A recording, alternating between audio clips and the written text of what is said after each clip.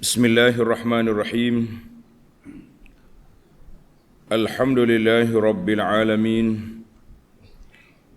Wassalatu wassalam ala al-mab'uthi rahmatan lil alamin. Nabiyyina wa habibina wa qudwatina Muhammad ibn Abdillah wa ala alihi wa sahbihi wa man sar ala nahjihi wa ihtada bihadihi wa istanna bisunnati ila yaumiddin. Amma ba'du. Muslimin dan muslimat, para jemaah, para pelajar, para pencinta ilmu sekalian, pencinta Al-Quran dan Sunnah, Assalamualaikum warahmatullahi wabarakatuh. Alhamdulillah, syukur kita pada Allah Azza wa Jalla pada pagi yang ceria ini, 7 Zulqa'dah 44, bersamaan dengan 27/5/2023, kita dapat mulakan pengajian kita dalam tafsir surah At-Tariq. Surah At-Tariq, surah yang ke-86, juzuk yang ke-30. Surah 86, juzuk yang ke-30. Kita akan baca 10 ayat yang terawal.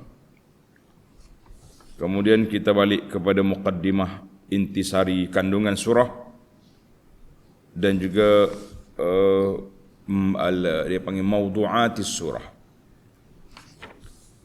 Pelajar yang ada tafsir pimpinan muka surah tafsir pimpinan Jawi, muka surah 1377. 1377. A'udzu billahi as-sami'il 'alim minasy syaithanir rajim. Bismillahirrahmanirrahim. Was-samaa'i wat-tariq. وَمَا أَدْرَاكَ مَا الطَّارِقُ النَّجْمُ الثَّاقِبُ إِن كُلُّ نَفْسٍ لَمَّا عَلَيْهَا حَافِظٌ. Beri sekat dulu, kita balik kepada muqaddimah kita. Undur balik ke muqaddimah surah At-Tariq.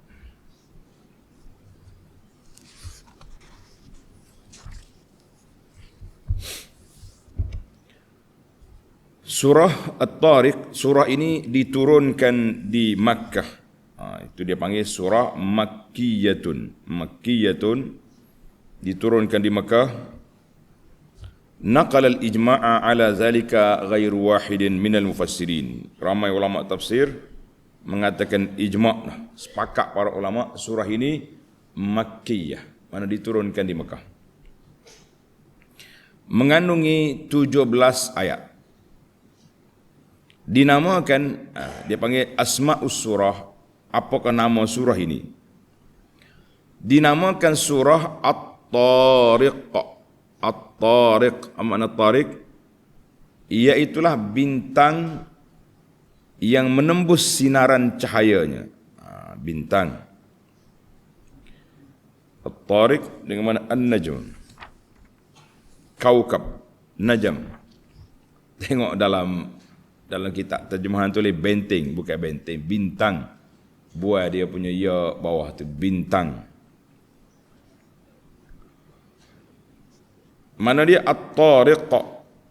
Kerana pada awal surah ini Allah Subhanahu Wa Taala bersumpah dengan langit dan bintang yang demikian sifatnya At-Tariq,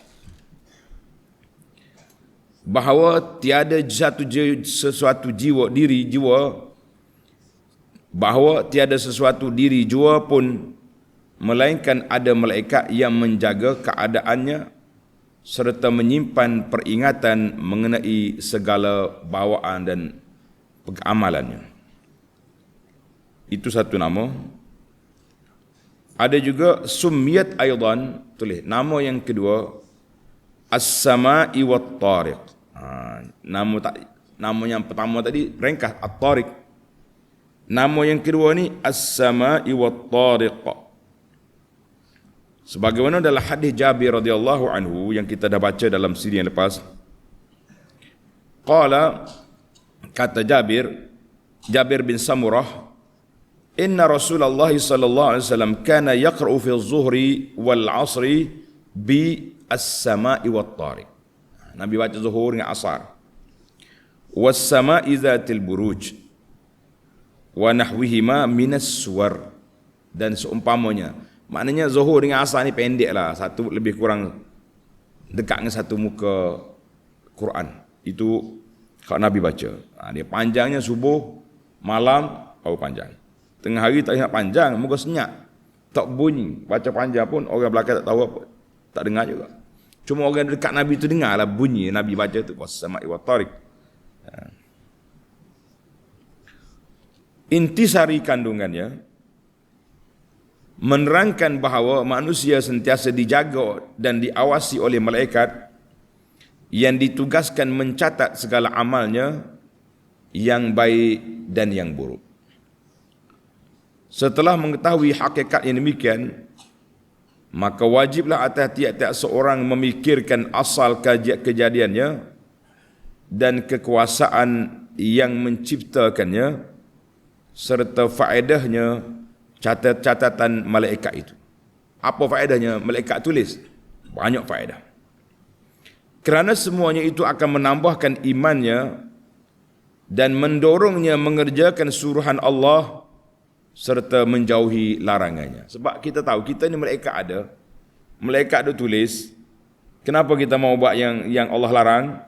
Nanti dalam pembentangan amalan nanti kita nak lari tak boleh. Sudah ada rekod.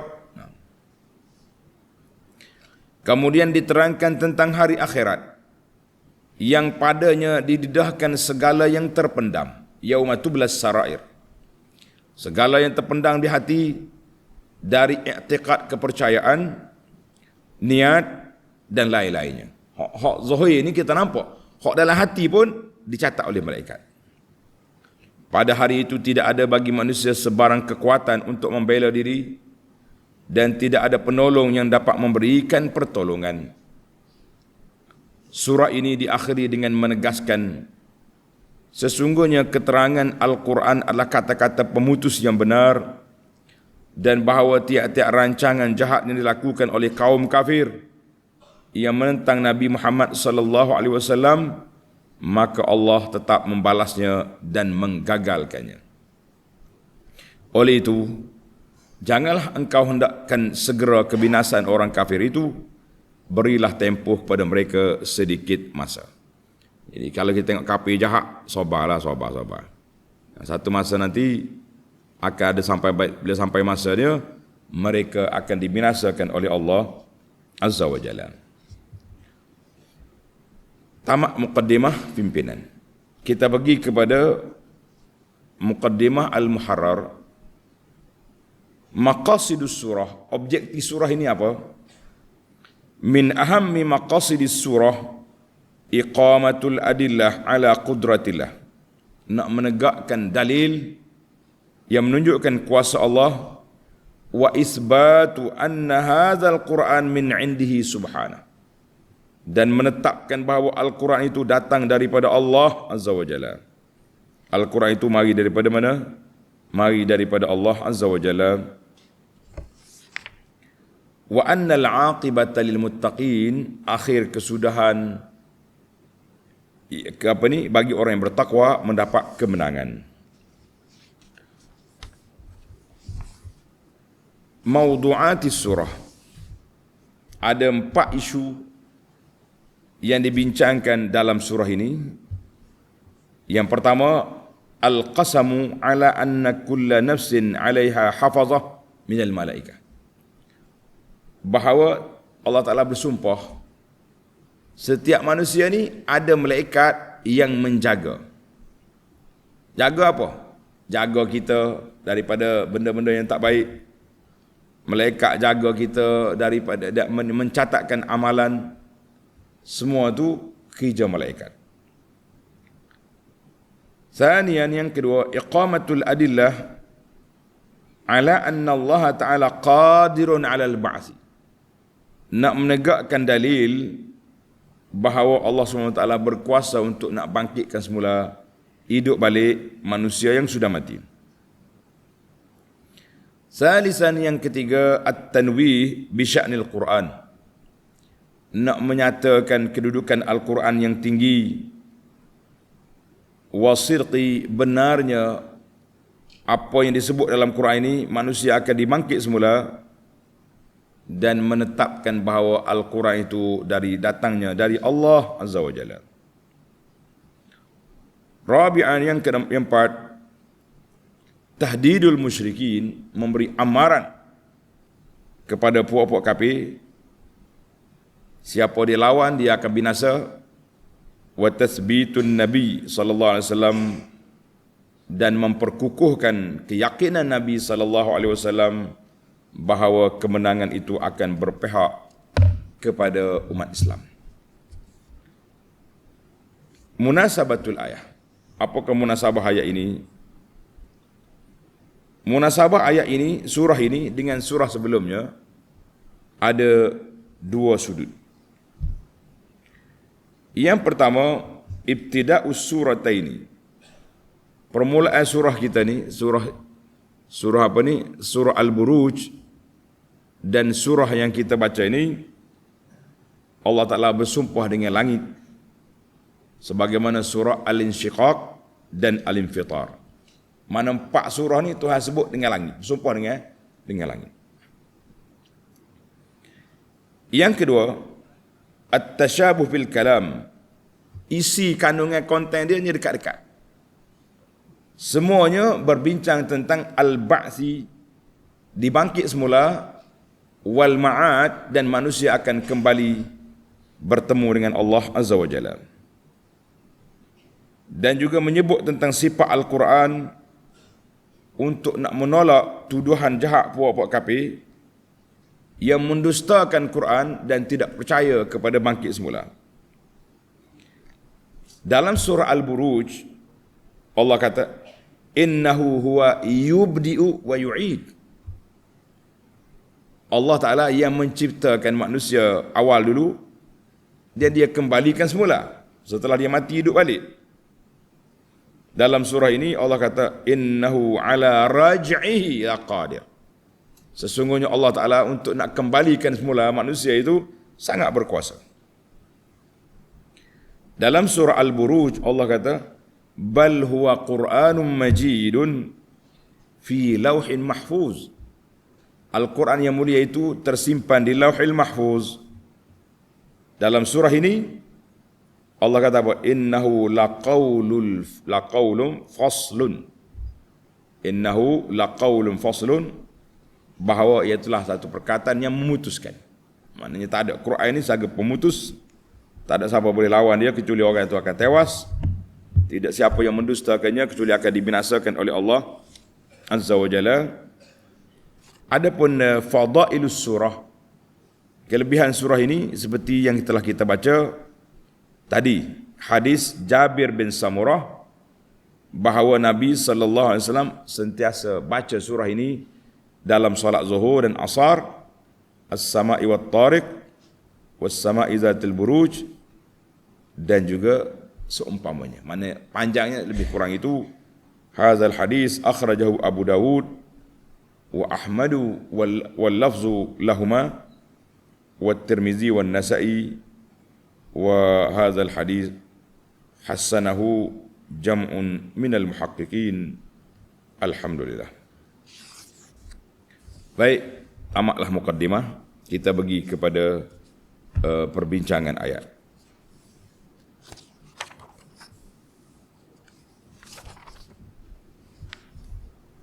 Tafsir ayat. Bismillahirrahmanirrahim.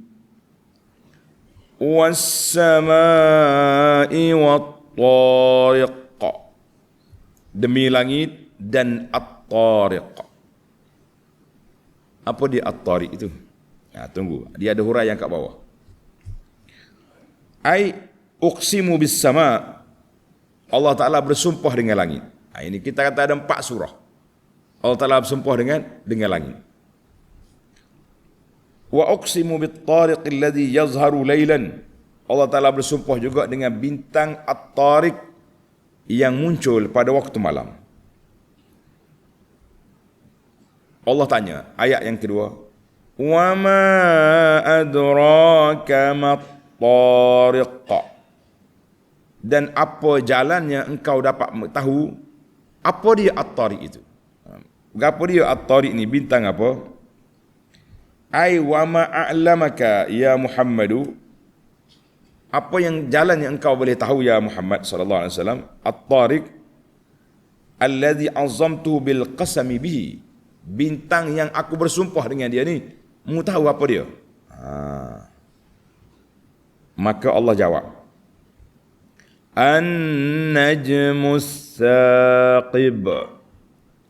Ialah bintang yang menembus sinaran cahayanya, iaitulah an-najmu al-mutawaqqidun nafiz.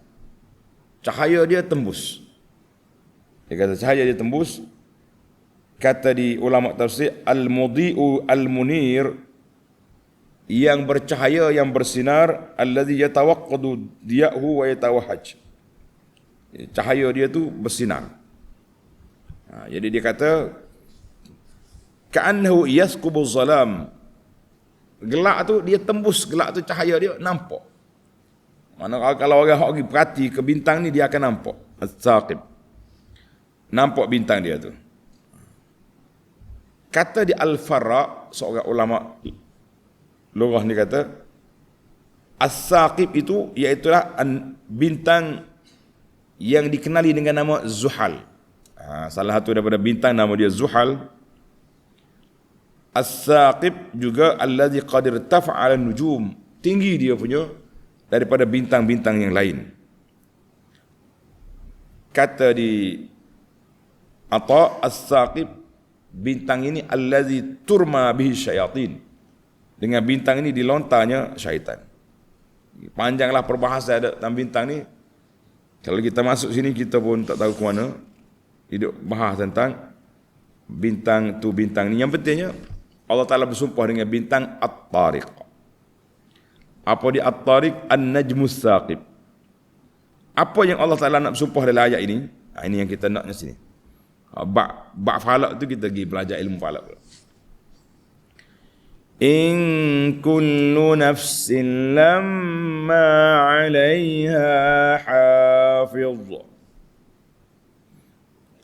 Allah Ta'ala bersumpah, tiada sesuatu diri jua pun melainkan ada malaikat yang menjaga keadaannya serta menyimpan catatan peringatan mengenai segala perbuatan, perkataan dan amalannya. Kerja malaikat ni catat. Ai ma min insanin illa wa alaihi malaikatun hafazah. Setiap orang ada malaikat yang menjaga. Jaga apa? Jaga kita. Manakala kita tidur, semut, lipas, lalat tak masuk dalam hidung, dalam mulut kita. Ada kan setengah orang tidur, mulut tengangor tak? Ada tengangor mulut, tak masuk lipas. Kalau malaikat tak jaga, sombak, lalat akan masuk. Dah lah dia nak tidur saat ni tak gosok gigi. Baru saya isap okok, busuk bangga, mari lalat. Tak ada. Itu dia panggil hafazah. Ada malaikat yang jaga keselamatan kita. Yahrusuha minal afat, yang menjaga dia. Jadi setengah malaikat lagi dia jaga, makna mencatat amalan. Dia tulis apa yang kita buat, ditulisnya untuk dibentangkan semula pada hari akhirat nanti. Atas dunia ni kita tak nampak. Di akhirat esok baru kita tahu. Ayat ini dihuraikan, tulis ni pelajar.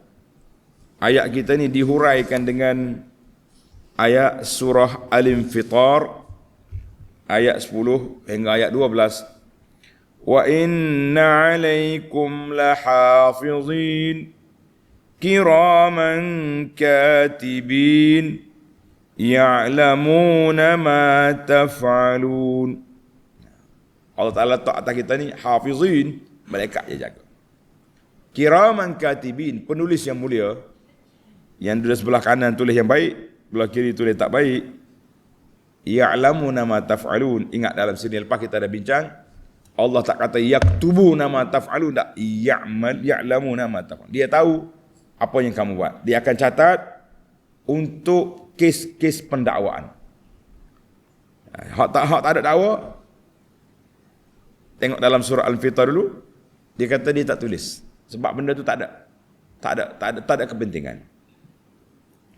Mana hak dia tulis ni hak ada pahala atau yang ada dosa. Hak kita ada tidur tengah-tengah tu, ya, dia kata tidur, bas. Habis cerita. Tidur dari pukul 10 contohnya sampai pukul 5 pagi. Tak ada. Mereka pun rehat seketika. Relax, tak ada buat apa. Itu kalau ada ulama tadabbur kata, kalau Allah kata yaktubun, dia akan tulis belaka. Kerah pun tulis juga. Tidaklah. Itu bahasa Al-Quran indah, comel, cantik, lawa, semuanya ada.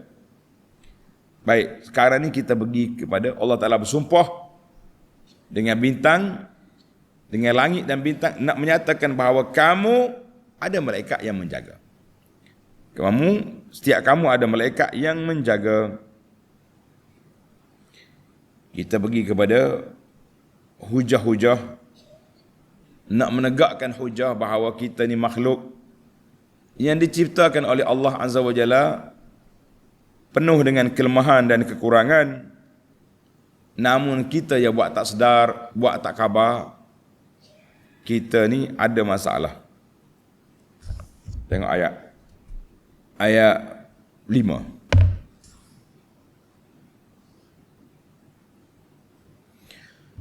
فَلْيَنْظُرِ الْإِنسَانُ مِمَّا خُلِقَ.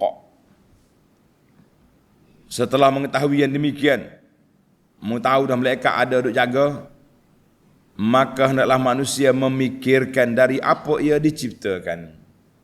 Kita ni kena mikir juga, kita ni mari mana. Orang yang kata manusia ni daripada buluh betung, betul ke tidak? Kena fikir. Tengok nota di bawah menarik tu. Ni dia panggil munasabah. Nota tu dia panggil munasabah. Munasabatul ayah 5 qablaha. Ni setelah diketahui bahawa tiap-tiap diri manusia ada malaikat yang mengambil tahu secara bertulis akan segala bawaan hidupnya, maka wajiblah di atas seorang memikirkan asal kejadiannya dan kekuasaan Allah yang menjadikannya serta faedahnya catatan malaikat itu, supaya ia percaya dengan yakin bahawa Allah yang berkuasa menjadikan manusia itu tentu berkuasa mengembalikan hidup semula, menerima balasannya menurut apa yang tercatat dalam surat catatan malaikat itu. Maka dengan kepercayaan yang demikian, tentulah ia akan berusaha membersihkan surat catatan amalnya dari segala perkara yang buruk dan memenuhinya dengan amal-amal yang saleh. Inilah yang saya ulang kata-kata hikmah yang mengatakan bahawa suratan amalan yang kita nak baca depan Allah, kitalah penulisnya. Mu nak baca apa depan Allah nanti? Awak nak baca hak molek, tulis hak molek. Nak baca yang buruk, tulis hak buruk. Maknanya kita akan dipersoalkan, akan ditayang balik apa yang kita buat, apa yang kita tak, apa yang kita kata, apa yang kita lakukan atas dunia ini akan disoal balik. Maknanya kalau kita tak nak kita disoal, ditayang dengan benda buruk, jangan buatlah benda tak baik. Jangan duduk mencuri, jangan duduk buat benda-benda yang dilarang oleh Allah Azza wa Jalla. Sebab kalau kita buat, susahlah kita di akhirat nanti. Sangat susah, sebab kita tidak tahu bagaimana nak melepaskan diri dari belenggu mungkar dan maksiat yang telah disebut tadi. Nas'alullah as-salamata wal afiyah. Baik, Allah Ta'ala ajak kita dalam ayat ini supaya kamu kena mikir kejadianmu daripada mana. Falyanzuril insan mutafakkiran.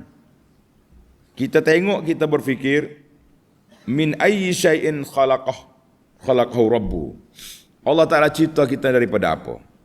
Sambil-sambil kita duduk tengok cermin. Duduk betul misah, betul nyangguk tu. Kita kena mikir aku ni lagu ni. Adik-beradik aku macam ni. Ayah kita macam ni. Mak. Jadi lain-lain. Tak serupa. Jarang orang sama dengan ibu bapa dia. Kalau tidak pun dia akan sama dengan mak, jauh dengan ayah. Tapi malamih mesti adalah ciri-ciri ibu bapa tu.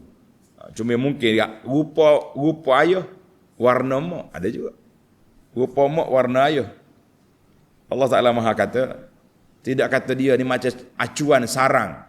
Tak, kalau kita sarang buat kuih tu, dia akan keluar macam tu lah. Gambar apa, keluar. Lah, tak sama. Ada orang dia, ayah dia pendek, dia panjang. Dia panjang, dia pendek, ayah dia panjang pun ada juga. Ataupun orang ni cacat, tapi anak dia molek belakang. Subhanallah. Kita kata subhanallah. Maha suci Allah Ta'ala. Sebab itulah Allah suruh kita berfikir, falyanzuril insanu mimma khuliq. Mu tengok manusia, mu dijadikan daripada apa? Allah jawab, khuliqa mimma dafiq. Allah ciptakan dia dari air mani yang memancut ke dalam rahim. Mudah ya ni. Jadi kita kena mikir, dia panggil falyanzur nazaral fikri wal istidlal. Kita kena tengok dengan fikir dan mencari dalil. Jadi maksud dia suruh mikir manusia di sini, manusia yang tak mau beriman. Ada kata lagu tu. Ada ulama kata, doklah hak tak beriman, kita nak suruh dia fikir supaya dia beriman. Yang sudah beriman, dia kena fikir supaya menguatkan iman. Mana dua-dua kita kena fikir. Maka Allah kata, khuliqa min maniyyin, keluar dicipta daripada air mani yang keluar dafqan, terpancut dia panggil. Jadi itulah kata di para ulamanya, wa yuqarriru ba'dul mu'asirin. Tengok ni. Kita ambil dalam kitab kajian sains semasa. Di antara pengkaji Muslim ahli sains ni, nama dia Zaghlul An-Najjar, seorang doktor, pakar pengkaji geologi. Dan ada juga kitab-kitab lain. Dr. Ali Al-Bar dalam kitab dia Khalqul Insan Baina Tib wal Quran, penciptaan manusia di antara perubatan dan Al-Quran. Apa dia kata? Dengar ni. Dia kata annal ma'al dafiq, air yang terperancar itu daripada laki-laki dan juga perempuan. Biasa kalau laki-laki terpancar tu, kita rasa ramai orang tahulah. Tapi yang perempuan macam mana juga terpancar. Sumya dafiqan, dia kata li'annahu yakhruju min masdarihi mutadaffiqan. Yang laki-laki tu memang nampak, yang perempuan pun dia keluar daripada tempat dia tu terpancut. Fama'ur rajuli yakhruju min khusyatayhi, air laki-laki keluar daripada dua batu dia tu yang mengandungi hayawanatil mana, dia panggil hayawan al-manawi, orang panggil sperma, keluar dia benih dia tu.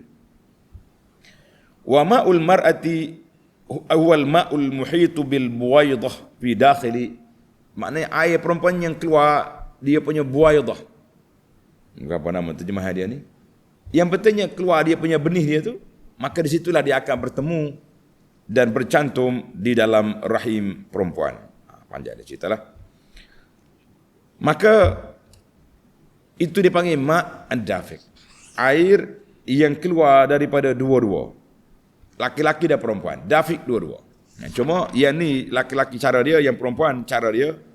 Kita kata wallahu alam, kalau nak tahu cerita panjang tentang ni kita tanya doktor lah, senang. Doktor Ia mengkaji bahagian apa ni, jadi kejadian manusia ni. Allah Ta'ala sebut dalam surah An-Nahli, khalaqal insana min nutfatin. Manusia itu dijadikan daripada air mani. Suratul Nahli ayat 4. Suratul Najmi yang lepas kita dah baca ayat 46, min nutfatin iza tumna, daripada air mani apabila dia terpancar. Ingat molek, ada macam-macam nama anak kita ni, Yumna, Tumna. Orang yang terpancar belaka, itu makna lain tapi kita kena tahu.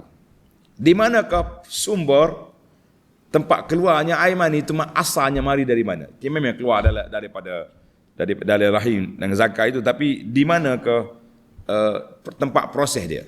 Tengok di sini ayat 7. Yakhruju min bainis sulbi wat taraib. Yang keluar dari tulang sulbi lelaki, as-sulbi, tulang sulbi, tulang belakang dia tu. Wat taraib, dan tulang dada perempuan. Jadi itu sumber tempat keluar je, ambilnya mani daripada as-sulbi wat taraib. Panjang pula bahas ini ni. Allahu akbar. Jadi ada ulama salafus salih, dia bagi dua. Dia kata apa? Zakar Ibn Qayyim annahu la khilafa, tidak ada khilaf di kalangan ulama kalau kata tulang sulbi itu laki-laki. Cuma ulama berbeza tentang at-taraib. At-taraib itu untuk perempuan saja ke termasuk laki-laki? Perempuan saja ke atau laki-laki? Ada ulama kata taraibul mar'ah, iaitulah daripada tulang dada, di situ tempat sumber keluarnya air mani bagi wanita. Kita kata wallahu alam. Jadi ada yang bagi kata sulbi laki-laki, taraib untuk wanita, dan ada kata dua-dua mari situ belaka sumber dia. Wallahu alam, kita tak usah baca panjang, kita sudah yakin dengan apa yang sudah berlaku ini, maka itulah kehendak Allah Azza wa Jalla, ai di antara sulbi tulang belakang wa izamis sadri, dan tulang di dada bagi wanita. Ataupun dua-dua. Allahu Akbar. Jadi kita tak pasal panjang dah ni. Kita nak pergi kepada tadabbur ayat ini, cukuplah. Kita kata manusia itu mari daripada air mani yang terpancar, sumber dia daripada sulbi wat taraib. Nak detail, pergi tanya doktor, pengkaji sains. Sebab sekarang ni doktor sekarang dia beza. Ahli fiqh zaman dulu, dia tengok di luar. Orang ni boleh mengandung sampai 4 tahun, dia kata. 4 tahun boleh mengandung anak dalam perut. Mari ahli tib, ahli perubatan zaman kita ni, dia tak mungkin 4 tahun mati. Jadi kita nak percaya dengan siapa? Nak kata ahli fiqh salah, kita kata taklah salah, dia itu ijtihad dia. Cuma tidak tepat. Bolehlah. Sebab ahli tib sekarang ni dia korek pada dalam perut orang, nampak. Kalau tak belah pun dia tengok scan, dia panggil ultrasound lah, apa benda yang dia boleh, itu pun tersembunyi. Ultrasound kata anak laki-laki itu keluar perempuan, dia kata kembar 2 keluar 3 pun berlaku. Maknanya benda dalam rahim satu alam yang Allah Subhanahu Wa Taala sebut dah. Tak ada siapa tahu benda yang bila berlaku je kiamat, bila nak turun hujan dengan tepat, apa dalam rahim wanita, kecuali Allah. Cuma dia buka sikit-sikit. Semalam anda tengok satu macam gambar dia buat. Gambar hak ultrasound scan dengan gambar hak baby keluar. Dia kata dekat-dekat. Memang ultrasound scan budak tu dah, cuma maknanya boleh. Tak payah kita korek belah perut orang tu, tengok keluar dengan alat yang ada hari ni boleh nampak. Sebab itulah bila bertembur di antara ulama fiqh yang zaman dulu dengan ahlu tib semasa tentang benda-benda sains macam ni, jadi kita janganlah kata ulama sains ni derhaka kepada fiqh lah, tak percaya kat ulama lah. Jangan duk kami tak percaya kat ulama. Jadi kita kena kata ulama tu saling lengkap melengkapi. Ahli fiqh dia tengok di luar, ahli tib dia suluh di dalam. Jadi luahlah dia punya perbincangan. Masya-Allah, tabarakallah. Baiklah. Yang naknya mu tengoklah kejadian kamu. Tapi yang apa ni? Yang penting untuk apa? Tengok ayat 8. Innahu ala raj'ihi laqadir. Nak pergi sini sebenarnya. Sesungguhnya Allah amat berkuasa untuk mengembalikannya hidup semula sesudah mati. Tepat nak perginya situ hala tujuannya. Tujuan kita fikir, kita baca Quran, kita tengok makhluk ini, tujuannya nak ingat bahawa Allah Ta'ala berkuasa untuk hidup balik manusia. Mu mari daripada air maninya. Air mani itu kalau tumpah di atas dia mana-mana orang tak ambil pun dia. Orang jijik tengok, cemar ni. Apa ni tumpah air mani sini. Nah, kecuali geng-geng DNA. Itu dia kuti ambil. Tak pada dengan ambil air mani, dia usul tilam lagi, bawa lagi. Pergi dia punya makmal untuk cari DNA. Contohlah. Tapi kalau biasa-biasa ni, siapa dia nak ambil? Ni manusia jangan sombong lah. Jangan sombong. Mari daripada air mani. Keluar pula dah melalui lorong kencing je. Allahu Akbar. Tiba-tiba besar kepala atas dunia ni. Tak mau taat kepada Allah Azza wa Jalla. Kenapa? Maka Allah kata, semua bukti-bukti yang ada ini, tujuan untuk apa? Untuk nak menyatakan bahawa innahu ala raj'ihi laqadir. Allah Ta'ala itu sangat berkuasa untuk mengembalikan kamu hidup semula, wahai manusia. Ai innallaha al-khaliq. Allah Ta'ala yang pencipta ini, qadirun ala raj'il insani hayyan ba'da mautihi. Allah SWT berkuasa nak mengembalikan semula manusia ini hidup setelah dia mati. Asal dulu kita hidup ke mati? Mati. Lah ni hidup. Sikit lagi mati pula. Lepas tu Allah bangkit semula, hidup semula. Kita kata itu kuasa Allah Azza wa Jalla. Allahu Akbar. Mari kita pergi kepada ayat yang menakutkan kita. Ayat 9 ini ayat yang menggerunkan kita. Allah kata apa? Yauma tublas sarair. Pada hari didedahkan segala yang terpendam di hati. Dari i'tiqad, pegangan, kita percaya kepada Allah Ta'ala. Niat kita ni, duk tulis juga pagi, petang, siang, malam dengan tulus ikhlas. Bila bagi hadiah orang, tulis lalu dengan tulus ikhlas. Besar tulis ikhlas. Tapi kalau tak ada orang wartawan ambil gambar, marah juga, tulis ikhlas pun. Contohnya, niat kita, Allah saja akan bentangkan pada hari pembentangan amalan. Baru tahu awak. Apa lagi yang Tuhan nak bentangkan? Yauma tublas sarair. Dan lain-lain amalan, semuanya didedahkan pada hari yauma tublas sarair, pada hari didedahkan segala rahsia. Kita kena ingatlah, apa rahsia yang kita buat? Apa rahsia yang kita sembunyi, yang kita tak mahu orang tengok perbuatan kita? Semuanya akan terdedah di hadapan Allah Azza wa Jalla. Ay yauma tazharu sarairun nas. Pada hari Allah tak ada dedahkan segala rahsia manusia. Fayatabayyanu ma kanu yukhfun. Maka terserlahlah apa yang mereka sembunyikan, hak baik ataupun yang buruk. Ada orang sembunyi kebaikan, ada dia. Dia buat baik, orang tak tahu pun. Bila dia mati baru tahu, dia ni rupanya buat baik pada aku. Sebagaimana kisah cicit Nabi. Nama dia Ali Zainal Abidin.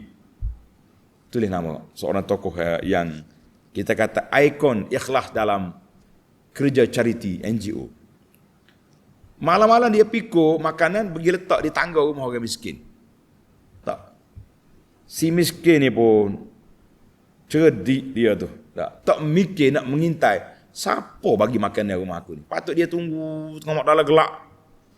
Lepas kawan ni letak bung barang, kita pergi pegang. Syekh, siapa hantar?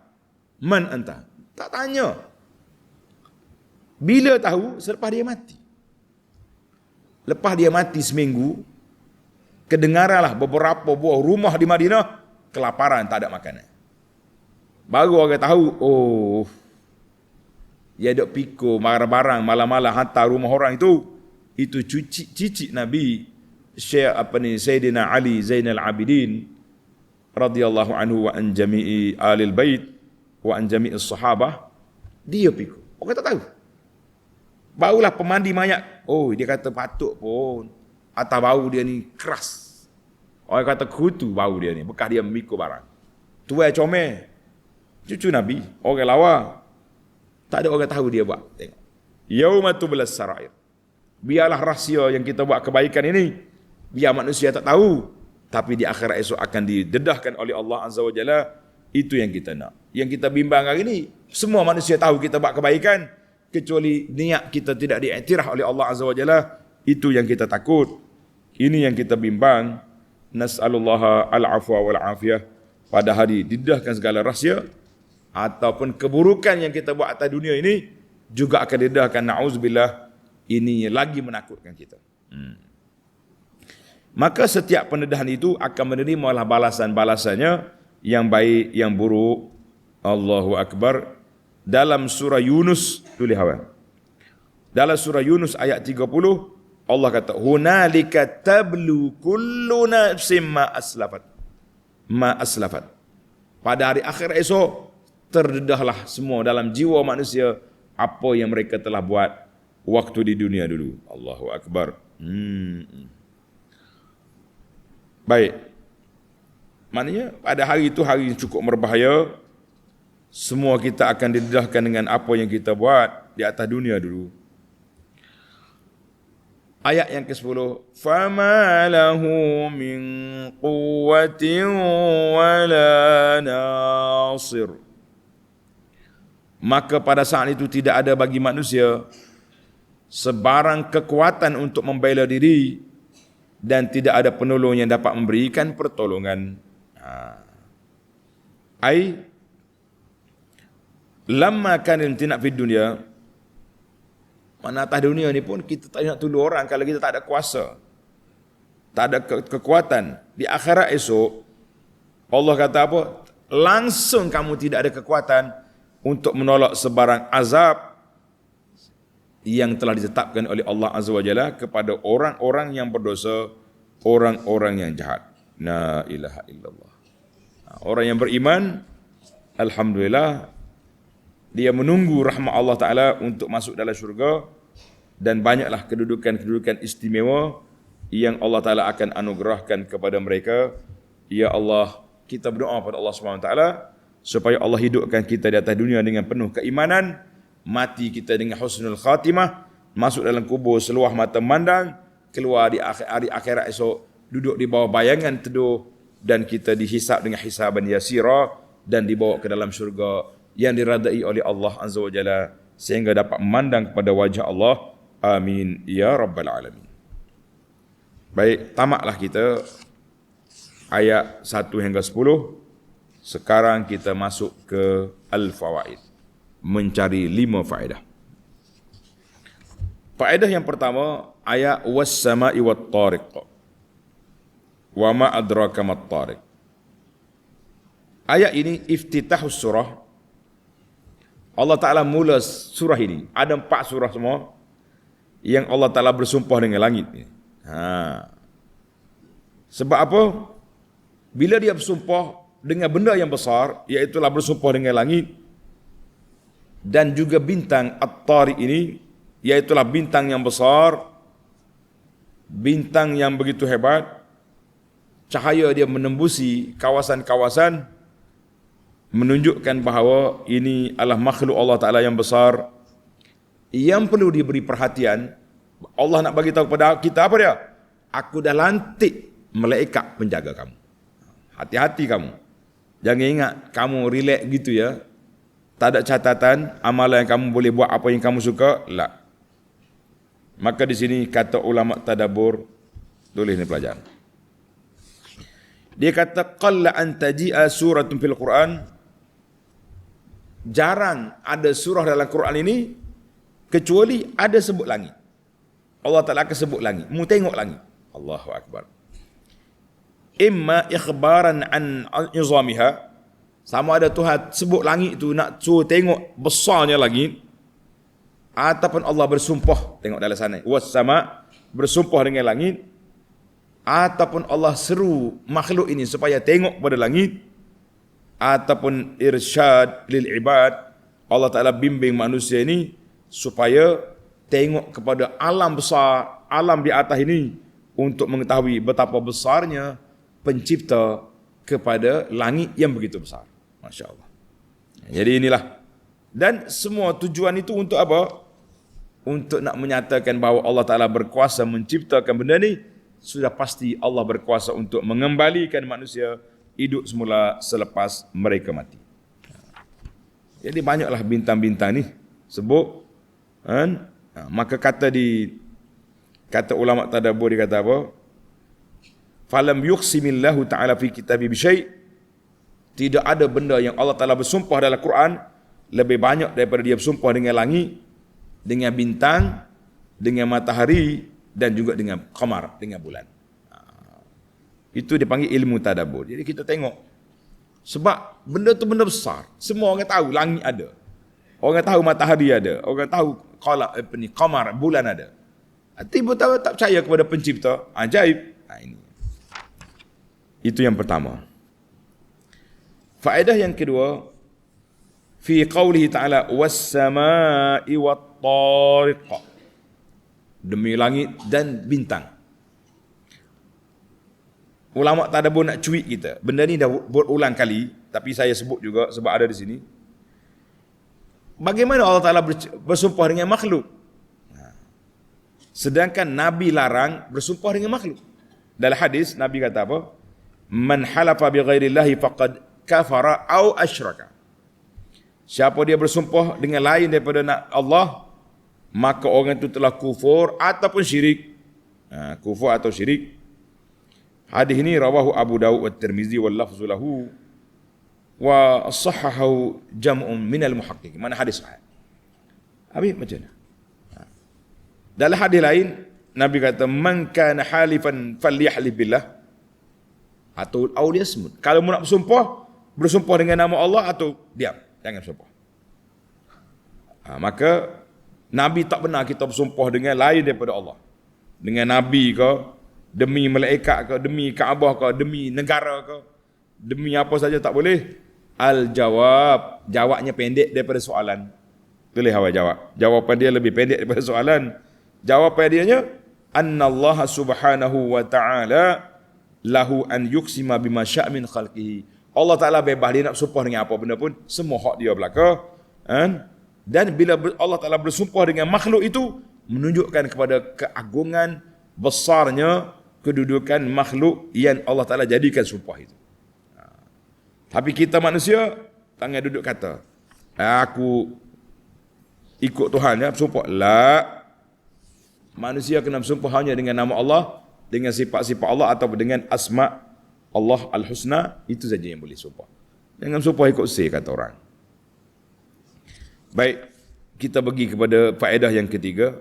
فَلْيَنْظُرِ الْإِنسَانُ مِمَّا خُلِقَ. Manusia tengok ke dia jadi daripada apa? Yajibu 'alal insan, wajib seorang manusia itu kena tilik perhati kepada kejadian dia. Perhati tengok. Jangan duduk malah ke? Jadi kita kena kewajipan mesti tengok untuk menguatkan keimanan kita kepada Allah Azza wa Jalla. Sebab apa? Sebab Allah Ta'ala nak suruh kita sedar diri. Orang Kelantan kata nak suruh kita khabar. Kita ni mari daripada air mani yang terpancar, air mani yang hina saja, bukannya mari daripada benda-benda yang maha-maha, yang berat-berat. Maka kenapa kamu sombong? Kenapa kamu nak takabur? Kenapa kamu nak macam-macam nak atas dunia ni? Nak sombong, takabur, tak mau tunduk pada Allah Azza wa Jalla. Kalau boleh harta banyak ke, hari-hari duk tayang ke harta. Hari-hari kita kata ini sombong. Orang ada harta tak apa, tak salah. Kalau harta tu halal, dia boleh guna untuk jalan kebajikan, tolong orang, bantu orang, apa saja, pembinaan untuk pembangunan Islam kita boleh buat. Tapi duk sombong tu masalah. Hari-hari duk tayang gelang, duk tayang, alah, habis benda. Nak duk buat TikTok pagi petang siang malam, duk tunjuk beg dia ada berapa ratus jenis, duk tunjuk kasut dia berapa almari ada, baju dia macam-macam. Kita kata ini manusia tak khabar diri, sombong, angkuh, berlebih-lebih lagi. anak-anak orang kampung yang kaya cepat. Hak ni banyak masalah. Banyak masalah ni. Hak laki-laki nak jadi ponda, jadi perempuan. Yang perempuan pula tak mengaku kalah. Macam-macam cerita. Nas'alullah as-salamata wal afiyah. Allahu Akbar. Jadi manusia ni mari daripada tanah asalnya, kemudian lepas pada itu dia berpindah kepada unsur tanah itu kepada air mani. Unsur tanah kepada air mani. Baik, kita pergi kepada faedah yang keempat. Faedah yang keempat. Yakhruju min bainis sulbi wat taraib. Manusia air mani itu keluar daripada mana? Daripada tulang sulbi dan at-taraib, dia panggil tulang rusuk, tulang dada perempuan. Tadi duk bahas panjang dah. Untuk perempuan saja, untuk laki-laki saya tak nak ulang balik sebab panjang perbahasan ulama tib dalam masalah ini. Kita tengok pada tafsir.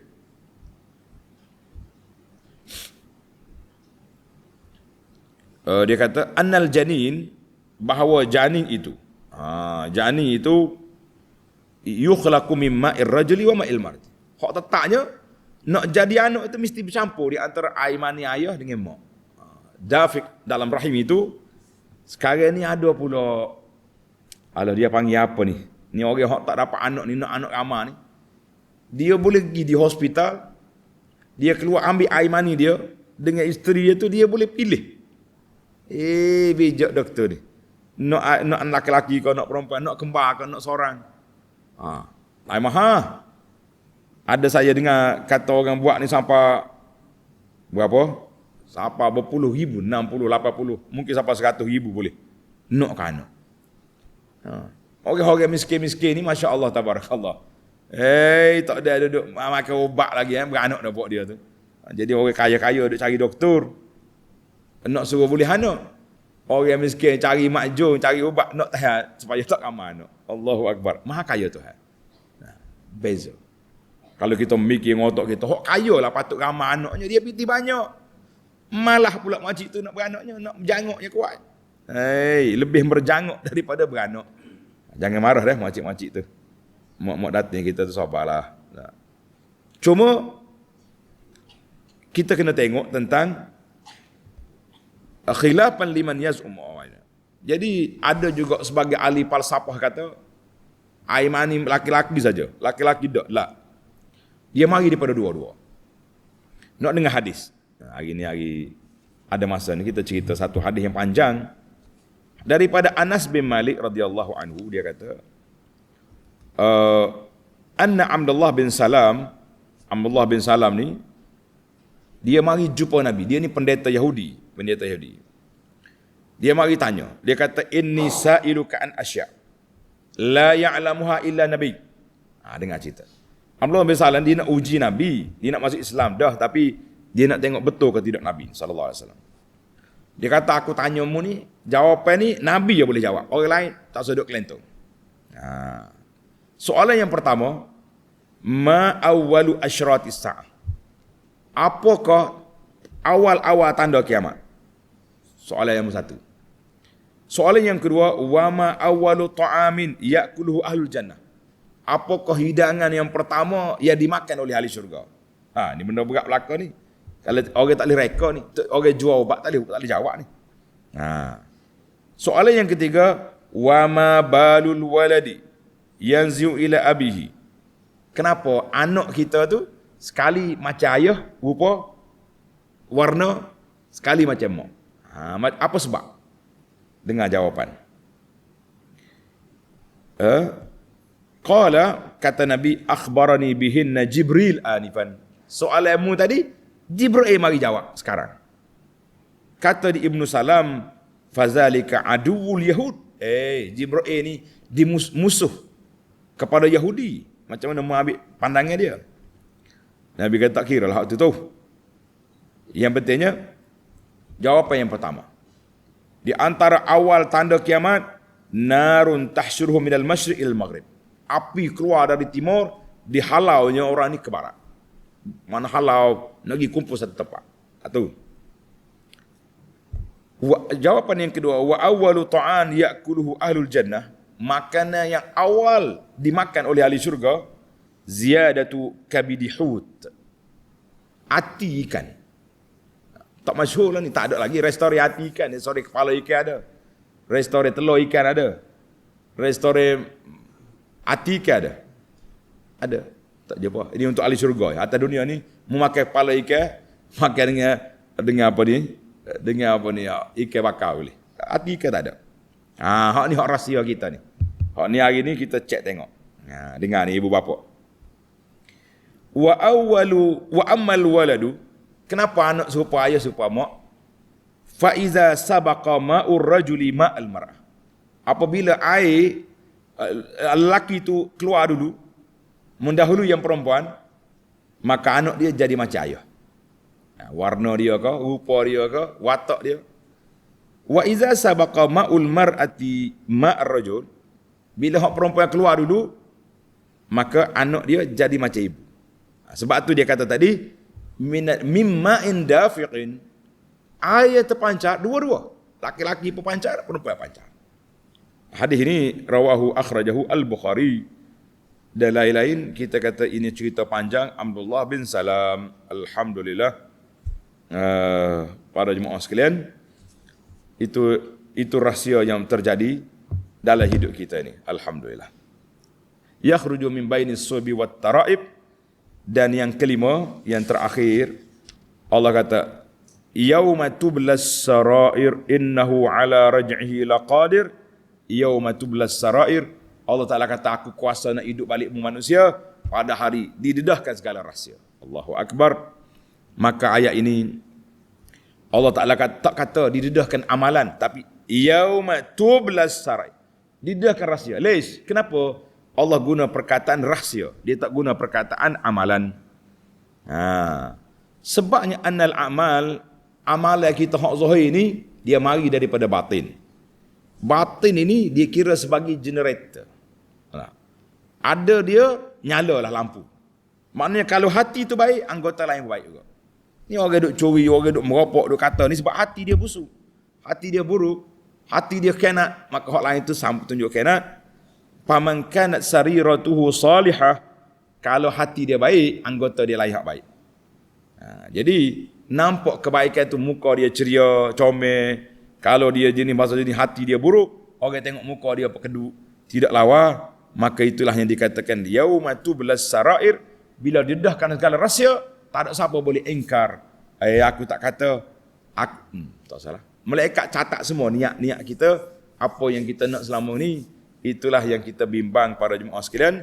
Kita takut, kita duk kerja pagi, petang, siang, malam, konon-kononnya kita ibadatkan Allah lillahi ta'ala, tetapi sebenarnya kita ada nak tunjuk pada benda lain. Allah Ta'ala, kita minta maaflah dengan Allah, kita banyaklah istighfar pada Allah Azza wa Jalla apabila hati kita ni kadang-kadang terdetik benda-benda yang tidak baik. Tak, kita tengah ibadat, kita rasa akulah orang paling baik. Kita tengah ceramah pun, kita duk banding orang lain pula. Saya kalau ceramah kak, penuh dewa. Kita pergi mana-mana pun orang siapa kena tadah spekal tak luar masjid, tadah tikar lagi. Tadah tun rema banyak-banyak boleh. Jadi kita kena ingat, kadang-kadang ada ulama ni besar, maha guru besar. Dia pergi kapur, 5 orang tunggu dia. Ada apa mari duk tunggu botol, nak ambil air tawar. Dia ngajar lari juga. Pun ada. Jadi ini sinilah. Lebih-lebih lagi zaman internet ni payah bahasanya, sebab dia buat bilangan orang, itunya payah. Mana kalau kita ceramah ni tak ada bilangan, kosong, live gitu. Tak apa, kita tahu berapa orang tengok. Boleh jadi 5 orang, boleh jadi 50, boleh jadi 5,000 tengok. Ni masalah dia ada bilangan. Bila orang like dia boleh tengok bawah tu, ramai orang peminat aku hari ni. Jadi semua ni kita betulkanlah channel. Kita istighfar banyak-banyak kepada Allah Azza wa Jalla, supaya Allah Ta'ala tidak ambil tindakan, tidak hilangkan pahala kita apabila terdetik dalam hati kita ni sifat-sifat mazmumah, perasaan riak, perasaan nak sombong, perasaan nak bangga.